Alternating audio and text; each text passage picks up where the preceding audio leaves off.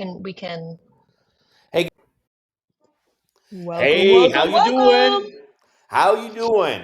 Hey, it's going to be a great day today. We have Shelley Walker with us on the Gen X to Z You podcast. got it this I time. got it this time. I missed it last time.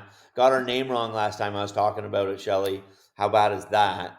But I'm super excited to have Shelley Walker with us from the Women's Trucking Federation. This is more of our Trucking 101 podcast where we're helping people who aren't in the industry understand the industry, people who are new to the industry get a look at the industry and hear from insiders what they should want to know or need to know about the trucking industry. So let me introduce Shelley just quickly to you. Shelley is the CEO and founder of Women Trucking Federation, which is a nonprofit supporting women that are in trucking. It's not rocket science; it's right there in the name. So, I hope everybody can figure that out. But Shelley comes to that role with 30 years of truck driving experience. Shelley's been, correct me if I'm wrong, Shelley, an owner operator and a company driver. No, company driver all the way. Company driver all the way through. Okay, thanks for clarifying that. She's going to tell us some stories about being on the road and what that was like for her. So, Shelley, why don't you give us a couple of words about Women Trucking Federation? Let's make sure we get a commercial right up front for you guys to support what it is that you're doing and what you're trying to do in that organization. And then we'll get into our questions with you and have a good conversation. Well, as we like to say, whether you're in the office, under the hood, or behind the wheel, we're all pieces of the puzzle. So that just kind of encompasses our group right there in a nutshell. And we welcome men wholeheartedly. 35% of our membership are men. There are a lot of really good male supporters within this industry. And I think sometimes, in some of the movements that are going on, we often forget that men are not our enemies. In a lot of cases, we have a lot of allies when it comes to the men. Well, that's great to hear. I didn't really realize that, and I'm not a member, so let's fix that this week. Okay, let's fix that this week. I'm happy to be a member. I want to be an ally. I want to be a supporter for sure. I want to be a booster of Shelley Walker because I see you giving back to the industry in a very unique way. And so, like, I'm proud to call you a friend, and really happy to have you on with us today. Shelley, tell us a little bit about. I heard this story from you recently, but tell it to us again. How did you get into the industry? How did you get to be a commercial truck driver? Simple. My dad was a truck driver, and I loved it. It's all in the You know, family. it started with my dad. Every holiday, the summers, Easter, I couldn't get enough of going in the truck with my dad. And you have to remember, back in his time, I mean, there weren't logbooks, there weren't sleeper trucks then.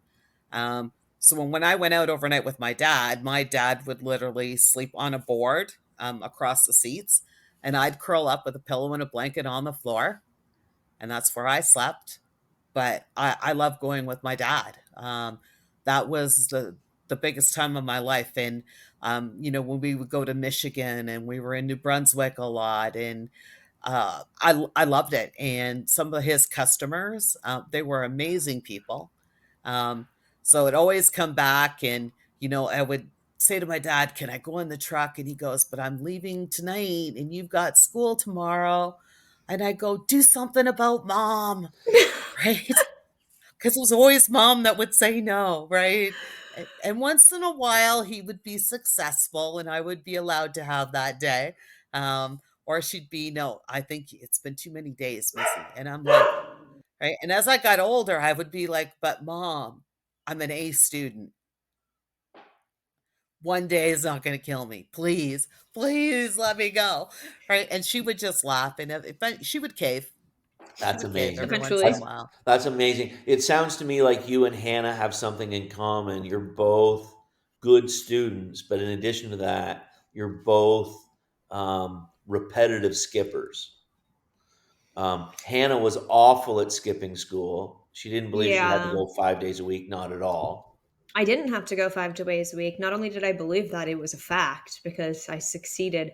But my 2 last years of school, I don't think I went to an entire week, the entire like, my 2 final years. My entire last year of school, like my 12th grade year, I didn't go to school. I didn't co-op and all online courses. I was like, I actually refuse to come and be in this building because I don't think that this is necessary. I was an online student before online students were cool, but yeah, I always thought Yeah. that that was I crazy. think I think I learned a lot. Yeah. Not being in school the days that I was in, and the people that we would meet, and learning more about geography and some of our history along the way. Landmarks, historical sites, and it'd be interesting because the one shipper we went into, I went with his wife, and she showed me where an old church was, and she knew the history of it and the architecture of it, and when you're young, you just soak in that stuff, right? Right. It's You're just like Mm. a sponge. And I can What remember writing a whole thing up about it when I got back to school. My teacher was so amazed. That's so what was the cool. And first time you remember getting in the truck? Like, do you have like a recollection of the first time? Or was it when you were too young? I would think probably I was like 5 or 6. wow.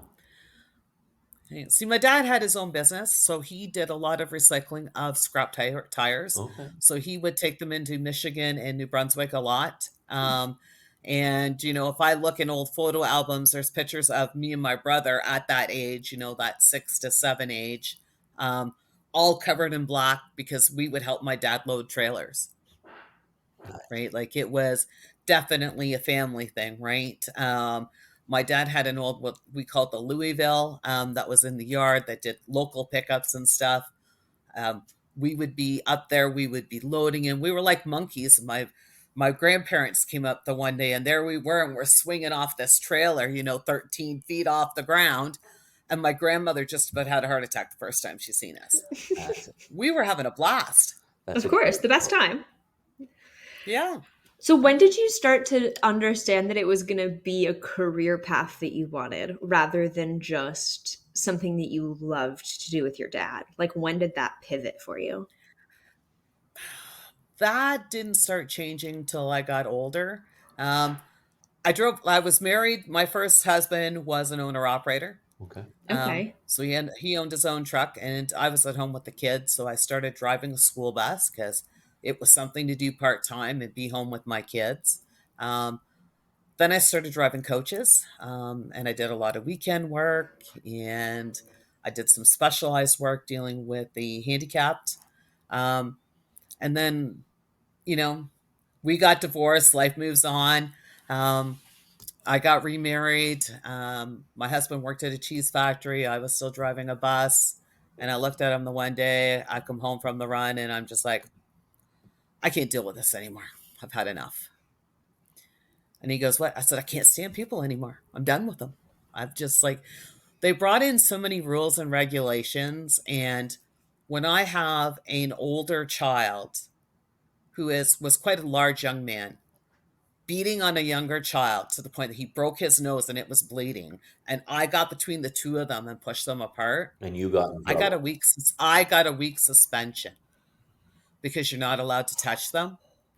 And I'm like, that was for me, that was my final straw. That was my final breaking point because there's no way me as a person and a mother Mm. could stand there and watch one child do that to another. Of course. Right? It's not like I hit them. I just broke them up and stayed in the middle so the big guy wasn't hitting the little guy no more. Right? Yeah, Right. but you're still breaking the That's protocol or whatever it is at the point. Yeah. So that was kind of the last straw for me because, the process of radio in, we'll send somebody from the school out, or I mean, you could be 20 minutes before somebody got to you. The amount Yeah. of damage. I mean, and he'd already broken his nose. There was no doubt in my mind that nose was broken. Yeah. Yeah, it's Right? interesting, the rules around being a school teacher or a school bus operator today and the interactions with kids, and I recognize the reason for them. There's been abuses of awful awful cases of abuse, of people in leadership taking advantage of their role or responsibility or size or whatever.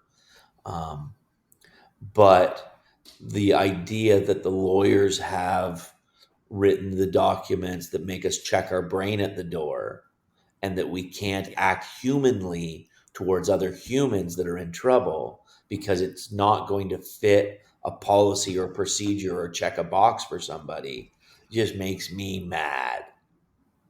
Hmm. It does. And, supposedly, that was when they started, like there's zero tolerance in the schools. Zero tolerance, that's just a word that they use. All right. This student was an habitual problem, right? And it used to be when I rode the bus, I can remember the very first lecture from the bus driver is riding my bus is a privilege. It is not your right. Yeah, Hmm. Mess up, don't follow the rules. You're going to be walking. right. They don't do that anymore. No, no, they don't. They don't. Everything is a And it right. makes it really hard. People are Yeah, entitled to everything's a everything. right. And it makes it hard, right? It really does I feel sorry for the bus drivers today. They get paid peanuts for what they do and what they have to put up with, Absolutely. and the lack of support that they have, right? So Yeah, we have, that's awful and true. And like, yeah, what typically what a bully needs is a bigger bully. That's generally yes. the answer to fixing a bully's problem. Is just an Well, ass and whooping. Um, and I think the thing is, Dave, I think you and I can kind of relate to this. Like we had bullies in school, yeah, right? But there's more bullies today, right? And what I tell people is that when they start off as a bully at school, if you don't deal with it then when they're younger, they become the bully in the workplace. yeah, sure they do. Sure they do. The reality is, like, I'm a youngest, right? I'm the youngest of four boys, and I got bullied a little bit, but only so much because they all knew that I had an older brother who didn't care and would kick their ass. And if you don't have those protections in society, you run amok. Shelley, what was it like to Very true. deal with bullies as a female in transportation in your career? How did that, like, how has that changed over the last 40 years for you? It's not as bad now as it used to be, Okay. right? Like that's what I'm finding. But I grew up with a dad who very much enforced that, you need a thick skin. Women need a thick skin to get anywhere in life just because how society was, and how often women were seemed to be the you should be home pregnant and barefoot in the kitchen type of mentality. I mean, Hmm. and that was my dad, right? Like women should be at home. It's the guy's responsibility to go out and earn and make a living. I mean, it wasn't until he got older and society changed that he looked at that differently. Because when him and my mom got married and they went to buy their first house, it didn't matter that she worked. Banks didn't even recognize her money. Everything was based off the husband and the husband's salary, right? Yeah. So Hmm. Well, if because he there was couldn't a afford it, the perception debt that break. that money was going to dry up at some point because she was going to raise children at home, right? And in today's Yeah. generation, there's no anticipation that that's going to change.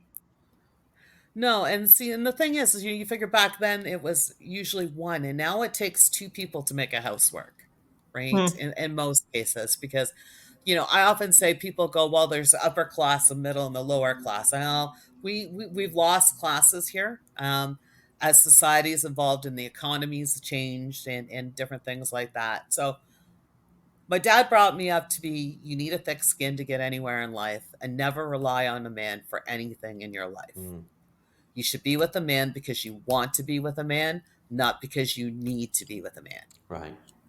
Yeah, and Shelly, I'm sure you know Hannah just got married, Yes, and I do. Beautiful wedding she has an pictures. amazing Thank husband. He you. is a really great young man. They just have bought their first house and are making it ready right now. Working like a dog, Hannah. So much You guys are fun. killing it. Um, Thanks. but it's important that you be able to stand on your own and that you have the independence. But I so much believe in the value of being a team, like of Well, having a spouse who supports you and helps you and makes you better. yes, but Yeah. but but but I would say before that happens, before you can be better together, you need to be 100% sufficient and comfortable in who you are alone. Because if you can't be comfortable in who you are by yourself, you're going to offset that through the things that your partner is giving you. And I personally don't think that's healthy. I just watched this video about this girl who was talking about how she's like, I will never shut up about how I live alone. And she's like, and I say that because no one in my lineage as a female has ever lived alone before. She's Mhm. like, I've had mothers who have lived with parents, I've had mothers who have lived with spouses. She's like, but my mom, my grandmother, my great grandmother, she's like, none of them ever got the opportunity to live by themselves before they lived with another man. And I was like, wow, that's something that I took for granted because I lived by myself for 2 years in my own apartment alone. And I mean, I had a legal duplex with my brothers, so I was still with family, but we were separated. And I was like, that's something that I absolutely took for granted, as like my mom didn't have that opportunity and her mother didn't have that opportunity, and Mm. goodness knows, and nobody in my lineage has. So it's interesting to see the way that it's progressed, but like I think before you can be comfortable being better together, you need to be comfortable being your best self alone. But that's, I mean, a mental health moment, very apart I from. think No, but it's but I agree with it because you figure, so many have gone from living with their parents and the next thing they know they're living with a husband. And they're having to learn how to do in some cases things they've never done. Um, but it's also important, not just mental health, but to know that, anything, God forbidden, can happen. Okay. To your other half. yeah, And I know that of personally because course. in 2019, my husband was killed on the job. Mm. And there I was alone. I have a house. I had all these things that I was now responsible for. And it wasn't until afterwards, and I was sitting here at home one day, it was probably like a month afterwards, and something broke and I'm looking at it. And of course, my husband had, DIY guy, worked with what he had, fixed it up quick, and away he went. And I can remember there sitting there on the back deck and looking up and going, God damn you. Right? Like, why did you leave me in such a mess? Right. Right? Mm, And it was just little things that you didn't know how to do because he was very much, he loved me to death. He was my best friend. Yeah. Um, we often could finish each other's sentences. Um, but it was just like when it came to certain stuff, he'd be, oh, I'll do that, right? I'll do that. I'll do that. I'll do that. As in, it's the man thing, right? Yeah. Um, and I had to start learning how to do stuff. YouTube became my very best friend Yeah. because there's a lot Sure. of really good videos on Right. there, right?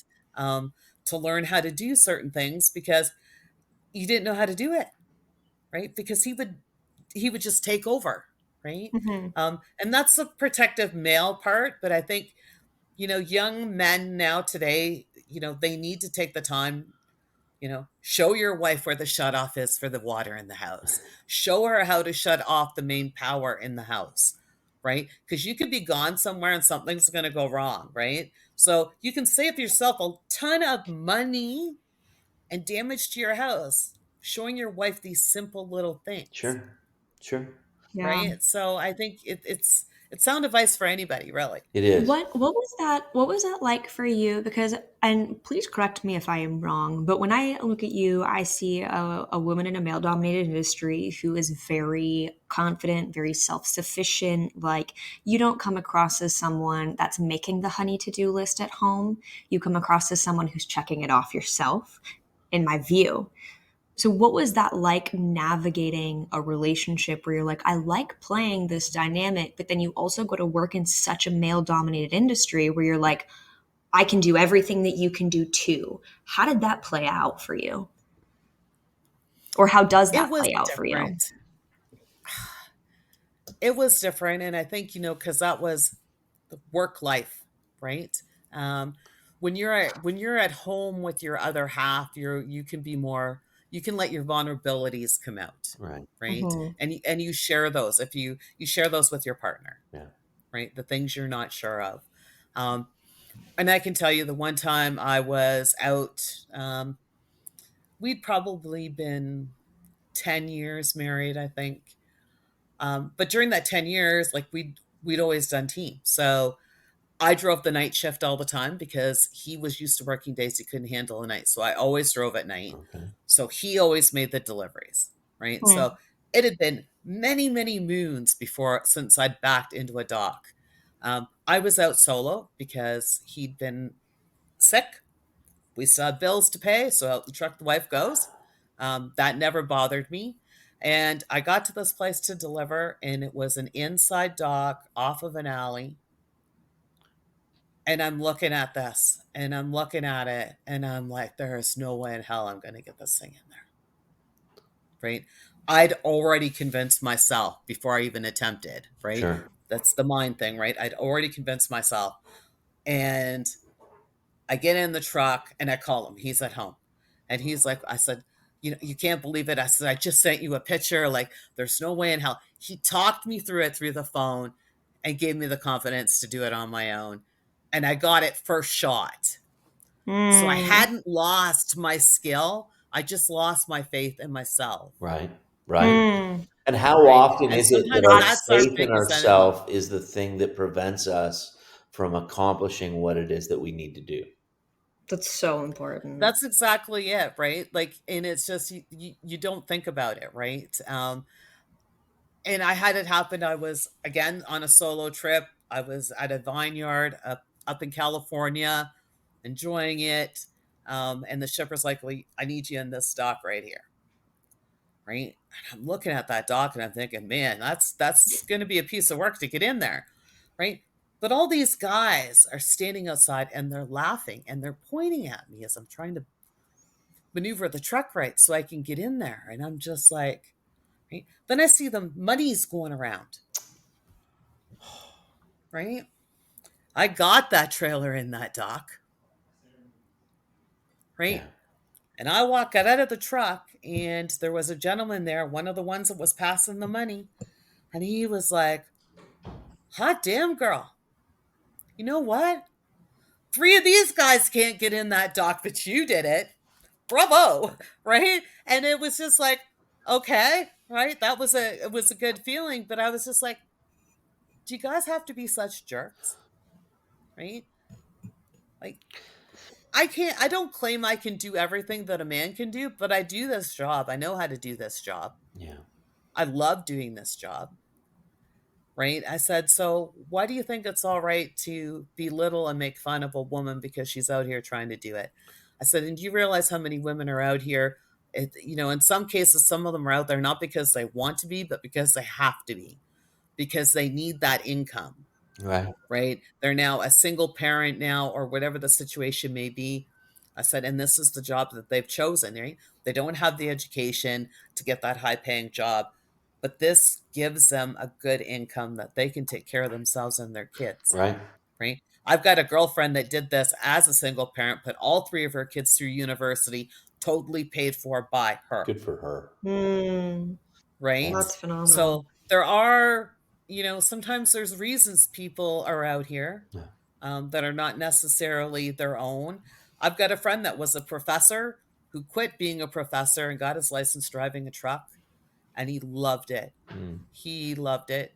Um, unfortunately, we lost him about 3 years into my career from cancer. Took him. Wow. Um, but he loved doing it. And the fact that now we've got like people that used to be bankers and nurses, some lawyers, people in the financial sector, right? Because they can't take the stress level and they want more of that freedom. The view from the office window, my view from my office window changes every single day. How many people can say that? Right. Yeah. What's the thing that you find most people searching for? Is it the freedom? Is it the lack of stress? Is it different hours or I don't know. money or Backing into that like dock sounds stressful to me.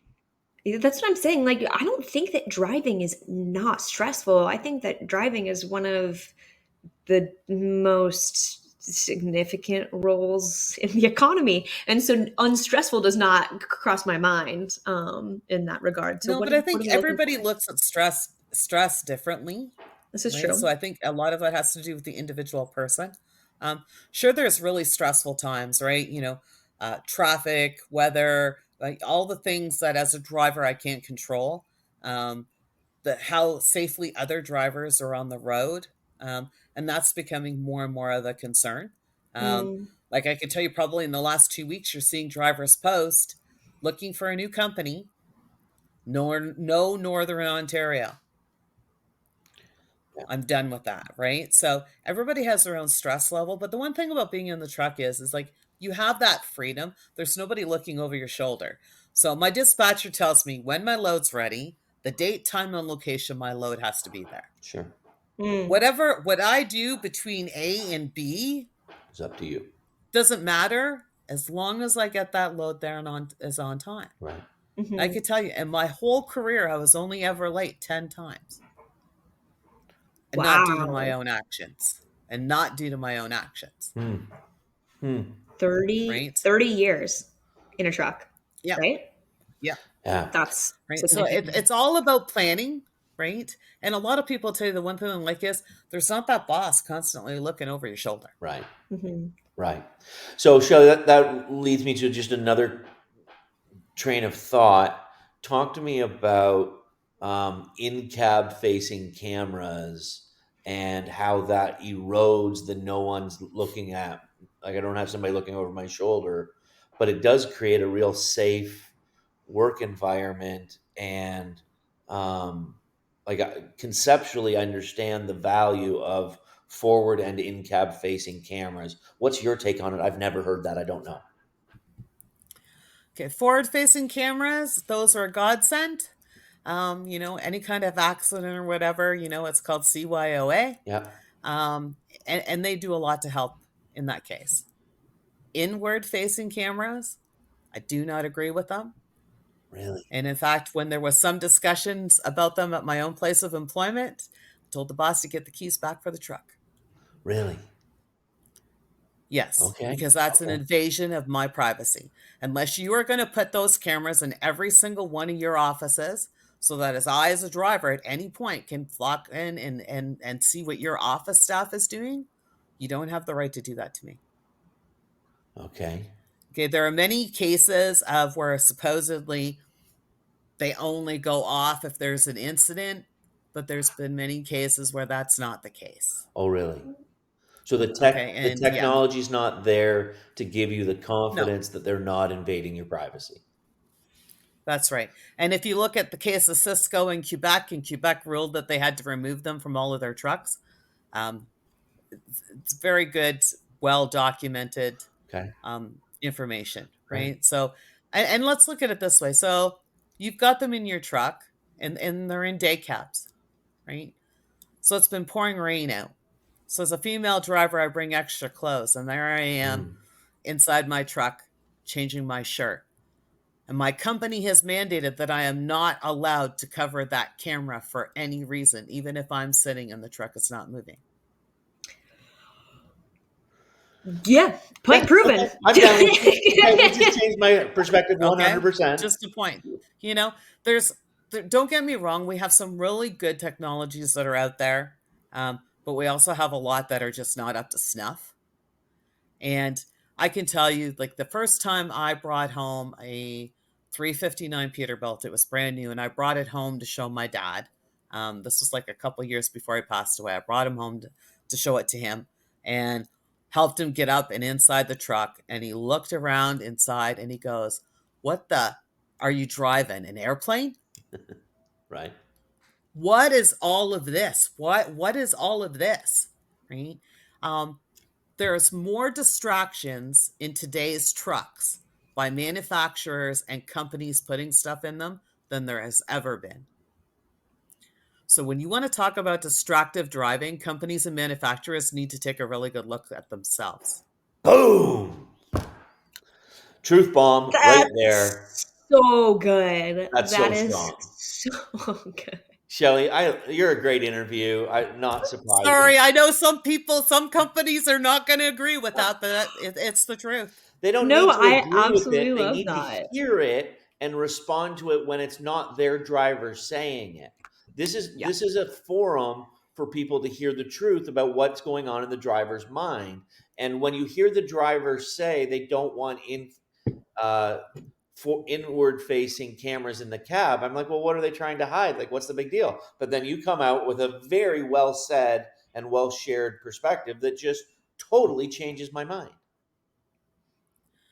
Well, and that's like, we have to look at everything, right? And you figure when we're an industry now that says that they're all about diversity, equity, and inclusion, and we want to encourage more women into the industry. I mean, okay, Hannah, I would ask you, as a young woman, would you drive a truck with a camera facing you all the time?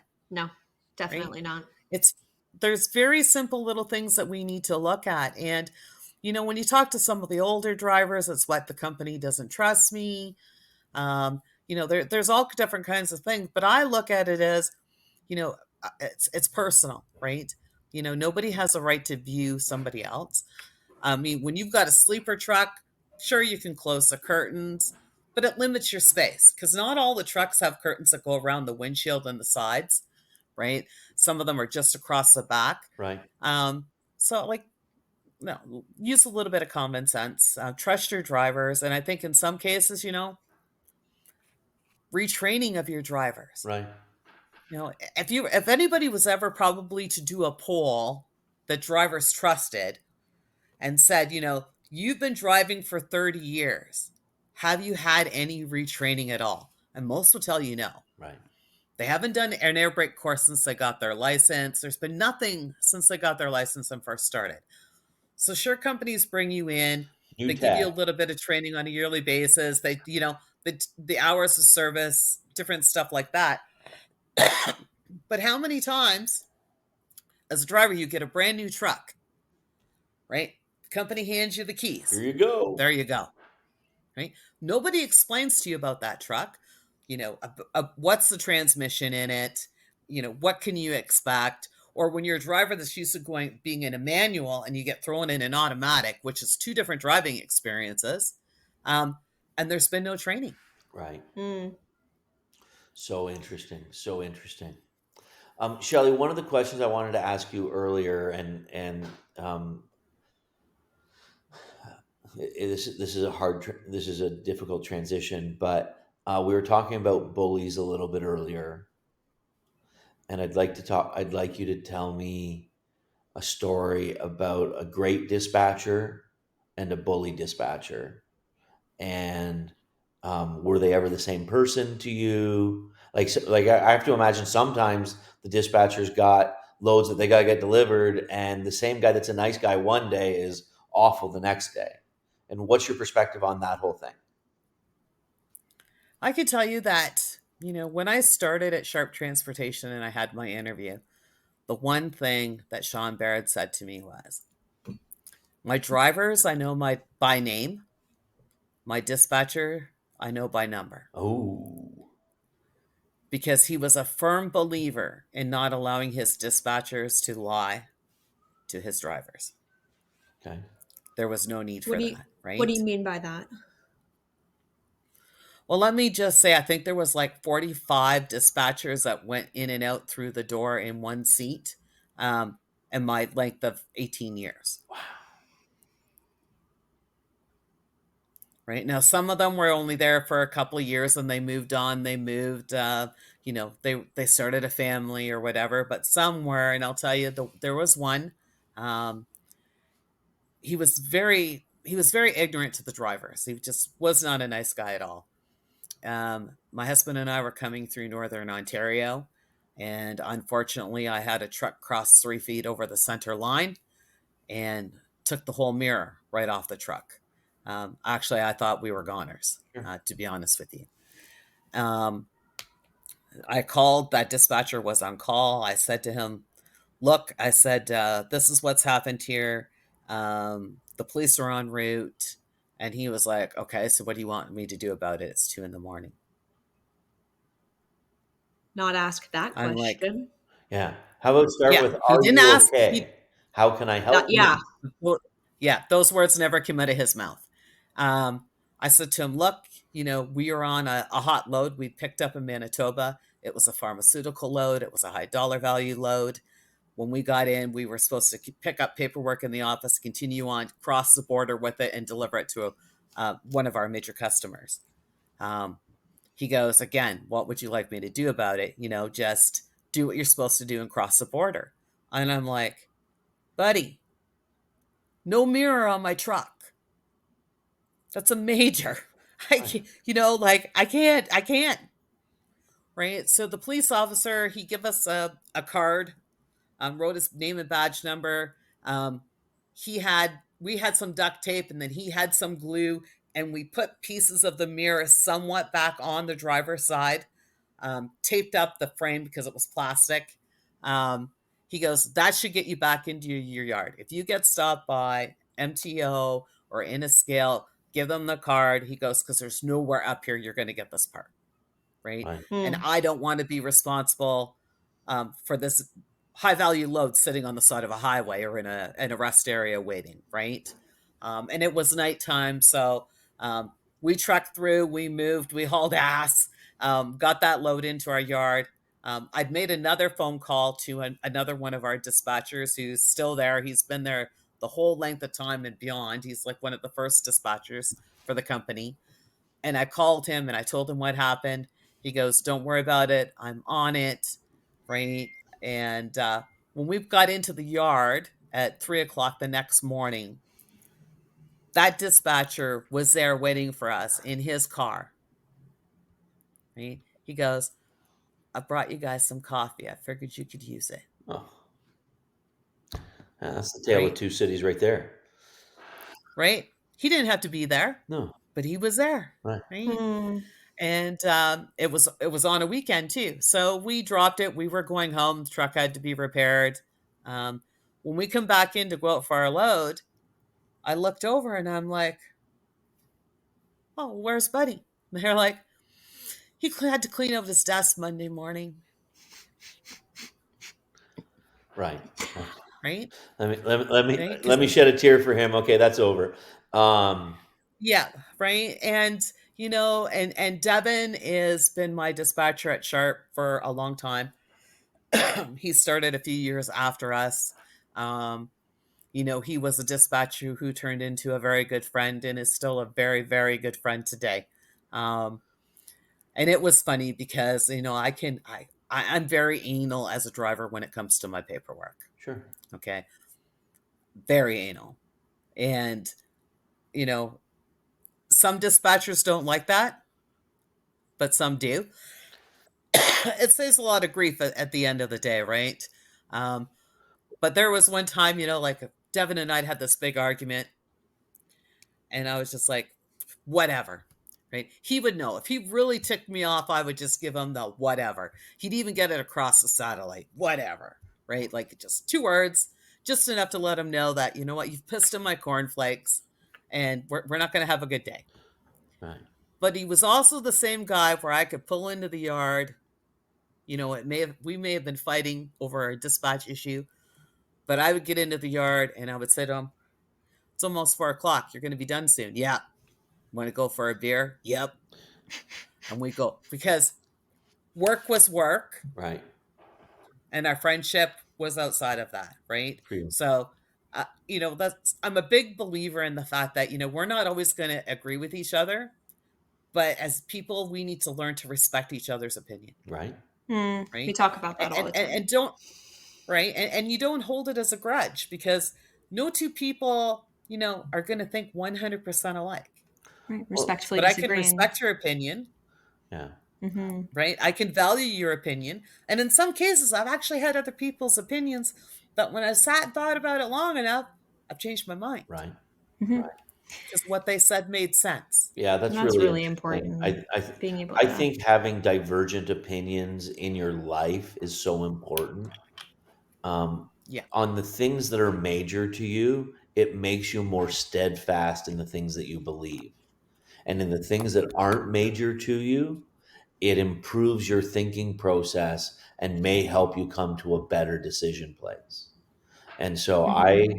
I'm just a strong proponent of having people in my life that don't agree with me and people that are important to me.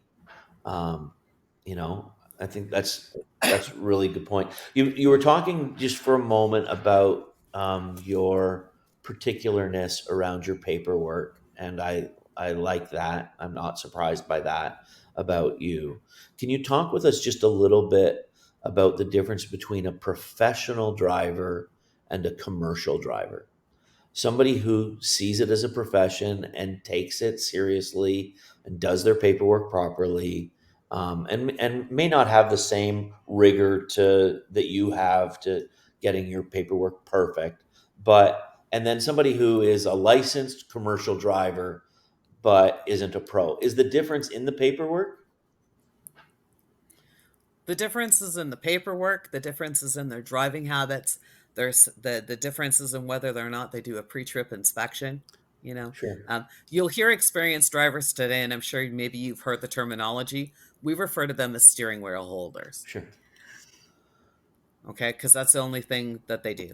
You know, I pre-trip my truck and trailer every morning. Yeah, Mhm. Doesn't matter if it's raining out. Doesn't matter if it's snowing out. I get out. I pop the hood. I do what I'm supposed to do. I check my lights. When it's snowing out, I will stop. As soon as I find a safe spot, I will go out and I'll clean the snow off. Because a little hint, people, those LED lights do not get hot and burn snow off. So you have to pull over and you have to clean the snow off. But a little trick is before we start getting all that snowy weather, clean it really, really good with like alcohol and put a couple of layers of wax on it, whether it's turtle wax, pledge wax, and the snow will just go right off. right. Just a little I trick. like that. Little Um, little trips and ticks. You take but care of your yeah, equipment Tips and takes care of tricks. you. Yeah.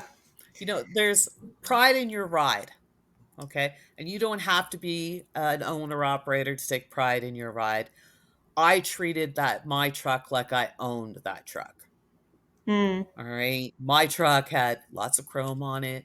It had beautiful pink and purple lights. It would light up for shows.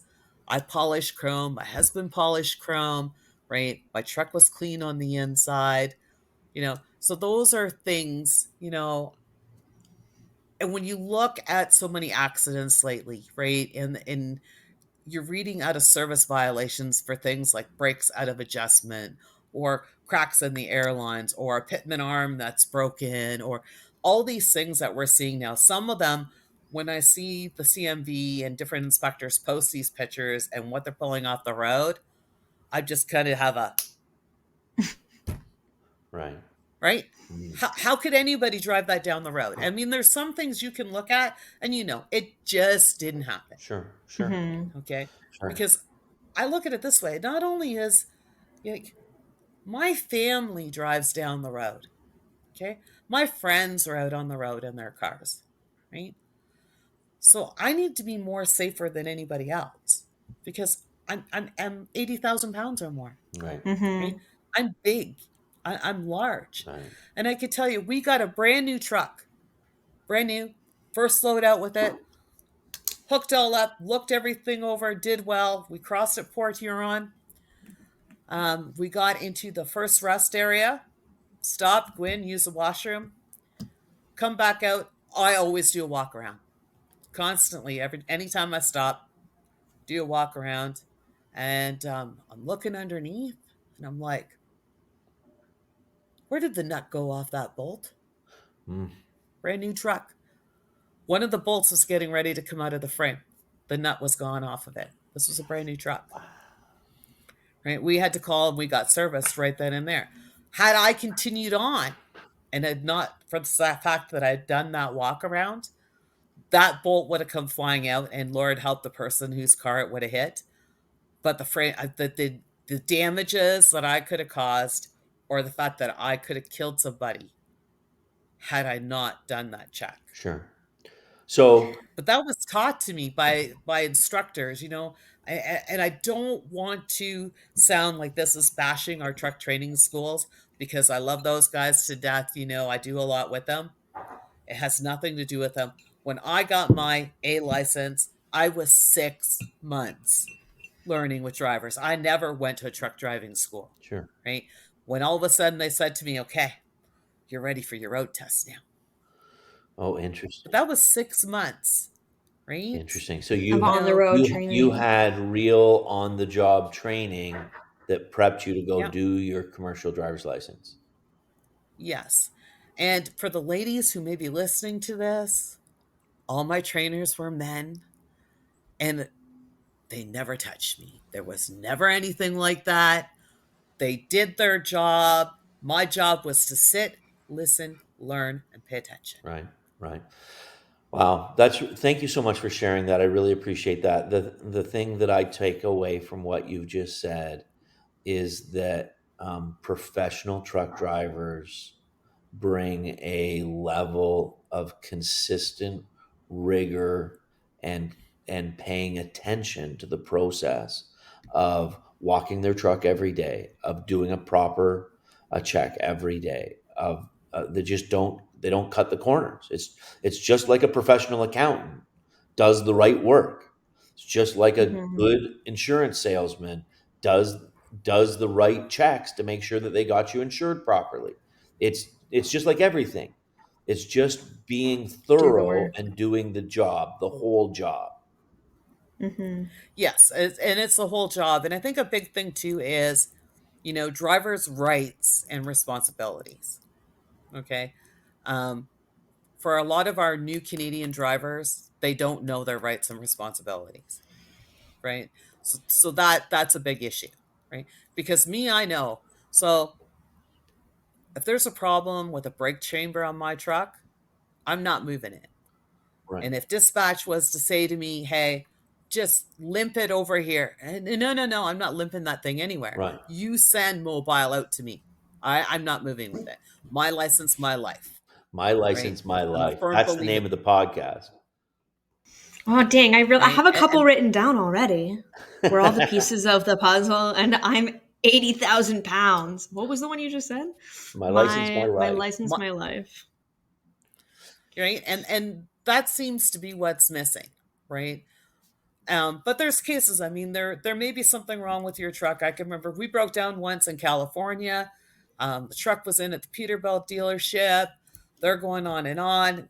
3 days later, still no truck, no word. I go back into the dealership, like, what in the heck's taking so long? Right? Oh, we just called your company. So I call the company, and they're telling us it's going to be 10 grand or better to fix the truck. Hmm. And I'm like, really? I says, well, let me tell you something. This is day 3 since our truck's been here. I've come back here. Our truck is still sitting in the parking lot, in the same spot. Hasn't moved. Right. I said to him, no, sign it. We stopped. We bought a whole whack of antifreeze. We only moved the truck at night when it was cooler, so that because of the hills and stuff to get out of there. We limped that truck back home to Ontario, and it was a $3,000 fix when it was here. Wasn't even a full day job. Wow. But we were able to limp it back. It was just the common sense of knowing, okay, we can only move at night when it's cooler out because we got to get through California and Nevada and all these places, right? It's too hot through the day. Right. We had a heavy load on. So take it easy on the truck, rest it when it needs to rest, and limp it home, Right. right? Interesting. But there's some things you can't limp home, Right. right? Right. Never Absolutely. mess around with your brakes or steering or a tire. Um, we once had a mechanic and an argued to blue streak with him over a steer tire. Okay, I may let something go on a drive tire or a trailer tire, but when it comes to the steer tires on my truck, no way. Right. That's no go. And I ended up calling the owner of the company and saying, look, this is what this tire is doing. I don't like it. This is where I am, and this is what your mechanic's telling me. And he dead silence on the phone. And then he comes back with, Shaw? I go, yeah. He says, you go in there to the TA, you find out how much a new steer tire is, and then you call me back and let me know so I make up the limit on your Comdata card so that you're going to be able to pay for it. No ifs, no ands, no buts, no nothing. Right. Because he took pride. He was very safety focused, safety oriented, new equipment, and never wanted to jeopardize the lives of his employees or the general motoring public. Right. Right. Of So, course. I mean, people would say, oh my God, you guys at Sharp, you're running around on Michelin's. Well, this brand over here is super. Well, you drive around on that brand, bud. Right. I love my Michelins, right? They do us well. I mean, every driver's worst nightmare is blowing a steer tire, Sure. right? So why mess around with them? Yeah. That's really interesting. That's really interesting. And Shelley, like one of the things that I think Hannah was saying about you earlier, I don't know if it's the pre-interview or in the session, but like your boldness and your confidence is so inspiring, and that people need to have the ability to speak truth to power, so that when middle management gets in the way, that they can just bypass them. The Mm. the your ability to call the owner on that day is all the difference in your employment relationships with that company, because you can get to the real decision maker who's going to make the right moral and ethical decision for the moment. And I just feel so badly for people that don't have access to that type of relationship. How do you think you kind of curated that? What was like, because you seem to have had that in a lot of different veins and relationships, but it's not always so easy for people to get to that place where they're that comfortable. What did Can, that look can like for I you can I kind answer of? that? Can I try and answer that for Shelley? Because Shelley, I'd just be interested if this was your perspective. Does that go back to your relationship with your dad that you started the conversation with? You had such a strong relationship with your dad that you've always had confidence to talk to authority, because your dad was the authority, and he obviously made room for you. Dad was the authority, but let me tell you, I was real scared of mom. I was more scared of mom than I was of dad. That's a But, fact, as you should uh, be. yeah, right. That was just it. I mean, my mom used to say when I was a little girl, and people would make a comment about my dad, and she goes, I was about 4, I think, and I go, "Yep, I've got daddy right here." Right? As do I. Hannah relates. Hannah Right. relates. But it was just, I don't know, it's that relationship, and I grew up, and my mom was a worker, um, and she very much believed that women have a voice and women have a say. Um, and I think that was really part of my upbringing and being safety focused. Like my mom was in the automotive industry early on, supervisor in a plant quality control. So safety was very important to her. And she preached that to me and my brother when we started working, to be safe, and not work for companies that are unsafe. Sure. Hmm. Right. And so, I try to preach that to people, is it's being safe in your job, um, because your life and others' lives, especially in as a truck driver, depend on you being safe. Right. Right. And so your mom was And a trailblazer also. Your mom kind of made way up amongst in a man's world. She became a supervisor, and she did the same things. yep, she did. My mom was the bomb. She was my best friend. Yeah. So you come from a line of kick-ass women. That's just it, right? My mother's mother, my grandmother, I mean, she was a registered nurse. Mm, Um, my grandma did. She took no guff from nobody, that's great. right? But I grew up in an environment, like, if I'm wrong and I've done something wrong, I'll call you and tell you, Mm. right? Um, I can remember, like, I'd never had a speeding ticket ever, right? Like, never. Hannah, can you say that? That's And impressive. right, Can't and I relate. was coming through. So I came through. Was coming through Northern Ontario. Was coming down a grade. I let my foot off everything. I just kind of let her coast. And then he doesn't. Isn't there an OPP there? And he nailed me for doing 90. No, sorry, 102 in a 90. Right. And I argued a blue streak with him. Right. And I was so upset. Like, I took it hard, right? Because I take pride on the fact that my record's clean, Right. right? And what I do to keep it clean. I didn't even realize or thought process to me at even what time of day it was. I called my boss. It was 3 in the morning. He answered the phone. He goes, Shell, what's wrong? And I'm like, I.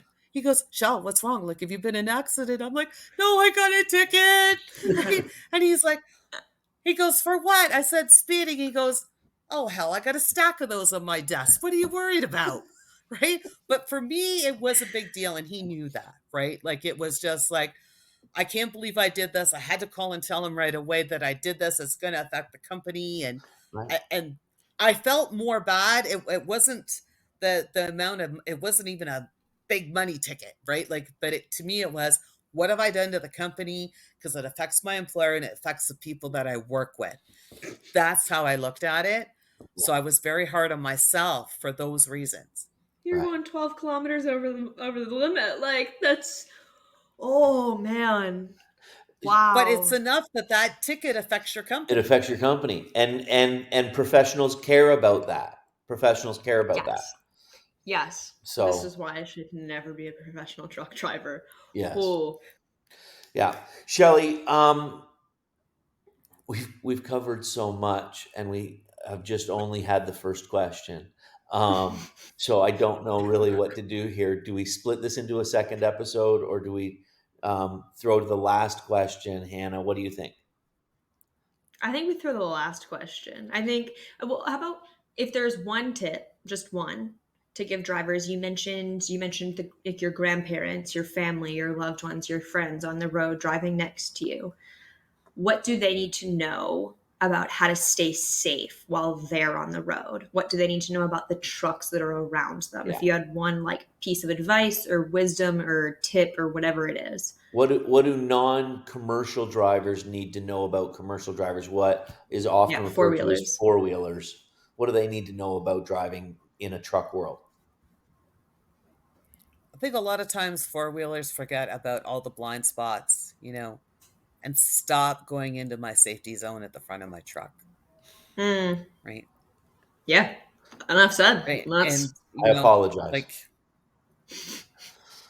Um, so it's real. It's real. That so how big is the safety zone in front of your truck at speed? well, usually trucks will leave 1 to 2 full truck lengths in front of them, right? Which, have you been in Toronto rush hour traffic? Yeah, they're just cutting through that all day long. They're cutting through that all the time. And, they go on about congestion and stuff in Toronto. And I've said over and over again, and some people look at me like I got 5 heads, but truck shouldn't be in the right lane on the 401. Truck should be in the left lane on the 401 if they're going straight through, because it's the cars coming off and on and shooting off the ramps, or the ant that all of a sudden realizes, oh my, there's my exit, and they shoot 5 lanes across, Right? right? If trucks that were going straight through were on the far left side, and that's the only thing that could be in that lane, you'd solve a lot of congestion problems and Right. probably a lot of the accidents too. Right. Hannah, we were talking to somebody the other day. I think it was on one of these podcasts, and they suggested, or it might have been on a LinkedIn post. So I'm not sure. Someone suggested that they take the 407 and make the 407 commercial vehicles only, and leave the 401 for the four wheelers, and get all the commercial traffic off on the 407. Shelley, what do you think of that idea? There's a lot of push for that, but we have to be realistic. That is no longer owned by the Ontario government. Hmm, They don't have that kind of say for that highway anymore. sure. It was something when they were first building the 407 and they opened it up, a lot of truck drivers, myself included, thought finally, there's another road, we'll be able to go on it. But then they wanted these huge fees, right? No company can afford to stay in business paying the kind of fees they want for the 407 in a commercial vehicle, Yeah. yeah. right? And that's the problem, because instead of being about, a lot of times now I'm finding, instead of being about society, it's about the bottom line. It's about the money. Yeah. It's all about the money, right? Yeah. In some cases, we talk about safety, but do we throw the money into safety that we should be? Yeah. Talk is cheap. Yeah. Talk is Fuck cheap. is cheap. Yeah. Yeah. Well, hey, we've had a lot of talk here, and I don't want to minimize the valuable contribution that it is.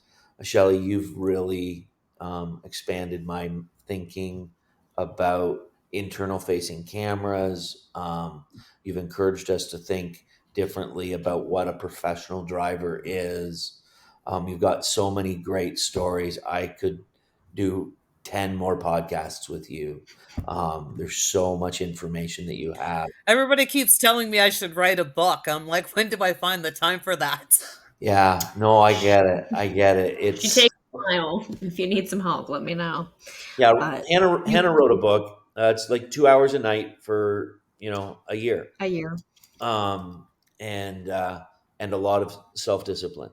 None of which I have. I don't have the self discipline, and I don't have good stories like yours.